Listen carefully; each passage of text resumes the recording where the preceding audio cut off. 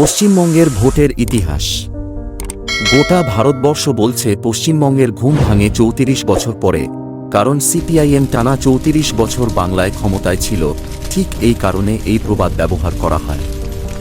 কিন্তু এটা কি আদৌ সত্যি? সঠিক তথ্য জেনে নিন এই ভিডিওতে। পশ্চিমবঙ্গে ৩৫% মুসলিম, ৬০% হিন্দু ও ৫% অন্যান্য সম্প্রদায়ের বসবাস। এদের মধ্যে ৩৫% মুসলিম ভোট যে কোনো একটি দলেই যায়, আর হিন্দু ভোট দুটো দলের মধ্যে সমান ভাগে ভাগ হয়ে যায়। অর্থাৎ ১৯৭৪ সাল থেকে টানা ৩৪ বছর ধরে মুসলিম ভোট সিপিআইএমের দিকেই ছিল, আর এই কারণেই এরা ৩৪ বছর ধরে ক্ষমতায় ছিল। এবং ওই সময় মুসলিমের কোনো ভোট তৃণমূলে যেত না, শুধুমাত্র হিন্দু ভোট নিয়েই তারা বিরোধী দলের তকমা ধরে রেখেছিল, ঠিক যেমনটা এখন বিজেপির ক্ষেত্রে হয়ে চলেছে। তাহলে বুঝতেই পারছেন, হিন্দু ভোট হলো পরিবর্তনশীল, এবং এই পরিবর্তনশীল কোনো দলকেই একনায়কতন্ত্র গড়ে তুলতে দেয় না।